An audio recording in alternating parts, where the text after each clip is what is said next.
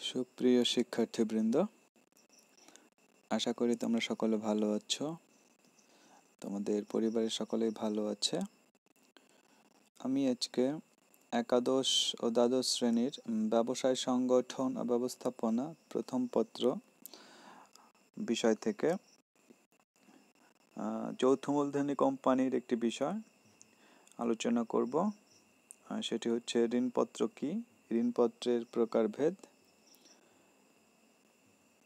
আমি আশুতোষ সরকার আছি তোমাদের সাথে, প্রভাষক, ব্যবস্থাপনা বিভাগ, সরকারি হরগঙ্গা কলেজ, মুন্সিগঞ্জ। চলো তাহলে শুরু করা যাক। প্রথমেই আমরা ঋণপত্র কি সেটি দেখব। ঋণপত্র কি? আচ্ছা, আমরা যদি ঋণপত্রকে একটু আলাদা আলাদাভাবে ব্যাখ্যা করি বা ভেঙে ভেঙে ব্যাখ্যা করি, সেটা হচ্ছে ঋণ ও পত্র দুটি শব্দ মিলে কিন্তু ঋণপত্র হয়েছে। এখানে ঋণ মানে হচ্ছে কারো কাছ থেকে অর্থ সংগ্রহ করা বা ধার বা কর্জ নেয়া, যেটা পরবর্তীতে পরিশোধ করতে হয়। আর পত্র মানে হচ্ছে সাধারণত কোনো দলিল, কাগজপত্র, এটা বোঝায় পত্র দ্বারা। পত্র বলতে তো আমরা চিঠি বুঝি, চিঠি, কিন্তু এখানে চিঠি না বুঝিয়ে পত্র বলতে ডকুমেন্টস, দলিল, এগুলো বোঝাবে। তাহলে ঋণপত্র কি বোঝাচ্ছে বিষয়টা? সাধারণ কথা যদি বলি বা সহজভাবে, ঋণের যে দলিল সেটাই হচ্ছে ঋণপত্র, অর্থাৎ ঋণের দলিল।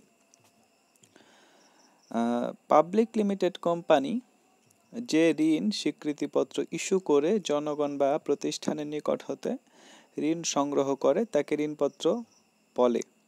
অর্থাৎ ঋণপত্র কিন্তু শুধুমাত্র পাবলিক লিমিটেড কোম্পানি বিক্রি করতে পারে, ঋণপত্র ইস্যু করতে পারে, প্রাইভেট লিমিটেড কোম্পানি করতে পারে না। আর এখানে বলা আছে যে ঋণ স্বীকৃতিপত্র, অর্থাৎ ঋণের বিপরীতে স্বীকৃতি দেওয়া হয় যে পত্রের মাধ্যমে, সেটা হচ্ছে ঋণপত্র। যে আমি তোমার কাছ থেকে ঋণ নিলাম, এটা হচ্ছে সেই ডকুমেন্টস বা ঋণের প্রমাণ যে আমি তোমার কাছ থেকে ঋণ নিয়েছি। ঋণ নেওয়ার উদ্দেশ্যটা কি থাকে? ঋণ নেওয়া হয় সাধারণত মূলধন সংগ্রহ করার জন্যে। কোম্পানি শেয়ার বিক্রি করার মাধ্যমেও যেমন মূলধন সংগ্রহ করতে পারে, ঋণপত্র বিক্রির মাধ্যমে কিন্তু পাবলিক লিমিটেড কোম্পানি মূলধন সংগ্রহ করে থাকে। আর এই যে ঋণপত্র, সেটা কিন্তু জনগণের কাছে বা কোনো প্রতিষ্ঠানের কাছে বিক্রি করতে পারে বা ইস্যু করতে পারে। আর এখন দেখেই আমরা যে ঋণপত্রে কি কি বিষয় উল্লেখ থাকতে পারে বা থাকে। এরূপ দলিলে ঋণের পরিমাণ, অর্থাৎ কত টাকা ঋণ নেওয়া হচ্ছে সেটা উল্লেখ থাকবে, ঋণের পরিমাণ, সুদের হার। এখন যে ঋণ যে দিবে, কোনো ব্যক্তি বা প্রতিষ্ঠান যে ঋণপত্র কিনবে, কেন কিনবে? তারা নির্দিষ্ট পরিমাণ সুদের বিপরীতেই সাধারণত ঋণপত্র কিনে থাকে। যে আমি ঋণপত্র কিনলাম, 10% সুদ পাবো বা 8%, 7%, একটা নির্দিষ্ট সুদের হার থাকে। শেয়ারে যেমন লভ্যাংশ পাওয়া যায়, আর ঋণপত্রের বিপরীতে হচ্ছে সুদ পাওয়া যায় এবং নির্দিষ্ট হারে। অর্থাৎ কোম্পানির লাভ বা ক্ষতি যাই হোক না কেন, প্রত্যেকটা নির্দিষ্ট সময় শেষে প্রত্যেক বছরে বা যাই হোক ওই নির্দিষ্ট সুদ পাবে। এরপর হচ্ছে ঋণের মেয়াদ উল্লেখ থাকবে, অর্থাৎ কত সময়ের জন্য ঋণটা নেওয়া হয়েছে, সেটা কি 1 বছরের জন্য বা 2 বছর বা 5 বছর, 10 বছর, সেই ঋণের সময়টা উল্লেখ থাকবে। আর বিভিন্ন বিষয় থাকে, সাধারণত সরকারি কোম্পানির নামও থাকে। এখন আমরা দেখব হচ্ছে ঋণপত্রের প্রকারভেদ। প্রথমটা হচ্ছে সাধারণ বা খোলা ঋণপত্র বলে, দ্বিতীয়টা হচ্ছে বন্ধকি ঋণপত্র, তৃতীয়টা হচ্ছে পরিশোধযোগ্য ঋণপত্র, চতুর্থ অপরিশোধযোগ্য ঋণপত্র, পঞ্চম নিবন্ধিত ঋণপত্র, ষষ্ঠ অনিবন্ধিত ঋণপত্র, সপ্তম হচ্ছে পরিবর্তনযোগ্য ঋণপত্র, অষ্টম অপরিবর্তনযোগ্য ঋণপত্র। চলো তাহলে এবার আমরা প্রত্যেকটা সম্পর্কে একটু সংক্ষিপ্ত ধারণা নিয়ে নিই। প্রত্যেকটা ঋণপত্রের প্রকারভেদ সম্পর্কে ছোট করে আলোচনা করব, কারণ এটা তোমরা মোটামুটিভাবে জানো, আর অতটা গুরুত্বপূর্ণ কিছু না। সাধারণ ঋণপত্র প্রথমটা দেখে নিই। কোম্পানি ঋণ পরিশোধের নিশ্চয়তা হিসেবে কোনো সম্পত্তি বন্ধক না রেখে যে ঋণপত্র বিক্রয় করে তাকে সাধারণ ঋণপত্র বলে। অর্থাৎ এক্ষেত্রে কি করা হয়, কোম্পানি শুধুমাত্র দলিলটাই, স্বীকৃতিপত্রটাই ইস্যু করে থাকে যে হ্যাঁ তোমার কাছে ঋণ নিলাম, এই নাও ডকুমেন্টস, মানে ঋণের স্বীকৃতি পত্রটা শুধু, অন্য কোনো কিছু জামানত হিসেবে কোনো কিছু জমা রাখে না, বা সম্পত্তির কোনো ডকুমেন্টস এগুলো জমা রাখে না। এটা হচ্ছে সাধারণ বা খোলা ঋণপত্র। আমরা যদি সাধারণ অর্থে যদি ঋণপত্র বলে, যে ঋণপত্র বলতে সাধারণত এই সাধারণ ঋণপত্রকেই বোঝায়। অর্থাৎ কেউ যদি বলে ঋণপত্র, তখন আমরা কোনটা বুঝবো? শুধুমাত্র ঋণপত্র বলতে আমরা সাধারণ ঋণপত্রকেই বোঝাই বা বুঝে থাকি, যেটা দিয়ে বোঝানো হয় যে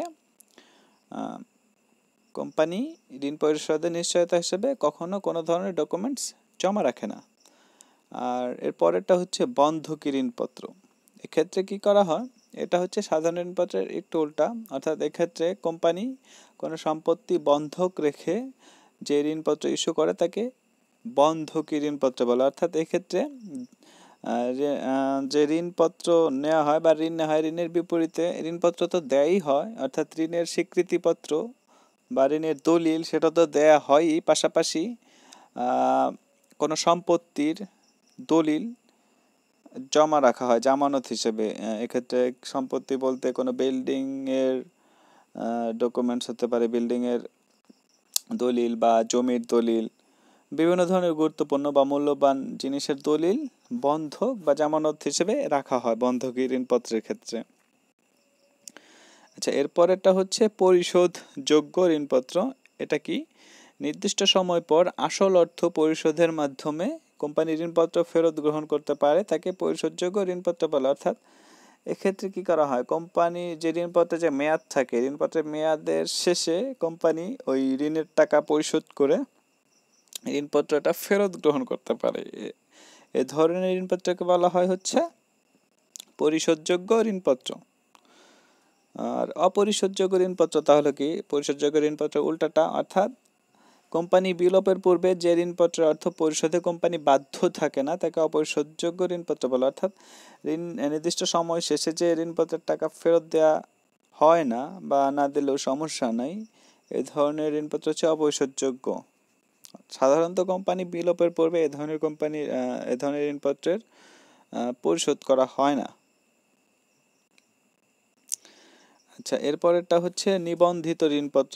নিবন্ধিত ঋণপত্রটা কীরকম? যে ঋণপত্রের ক্রেতার নাম, ঠিকানা, ঋণপত্রের ক্রমিক নম্বর ইত্যাদি কোম্পানির বইতে যথাযথভাবে লিপিবদ্ধ করা হয় তাকে নিবন্ধিত ঋণপত্র বলে।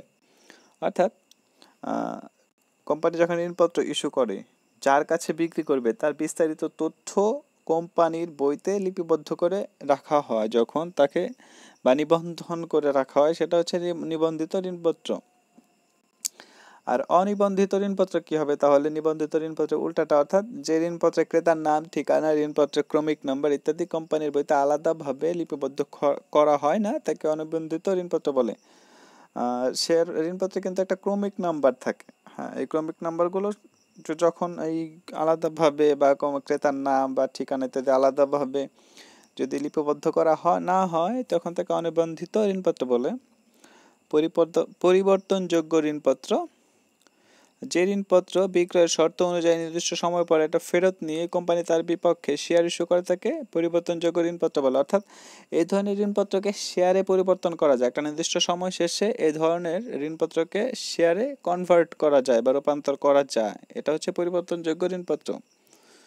আর অপরিবর্তনযোগ্য ঋণপত্র, যে ঋণপত্র ফেরত নিয়ে কোম্পানি কখনোই শেয়ার ইস্যু করে না, তাকে অপরিবর্তনযোগ্য ঋণপত্র বলে। অর্থাৎ এ ধরনের ঋণপত্র কখনোই কনভার্ট করা যায় না বা শেয়ারে রূপান্তর করা যায় না।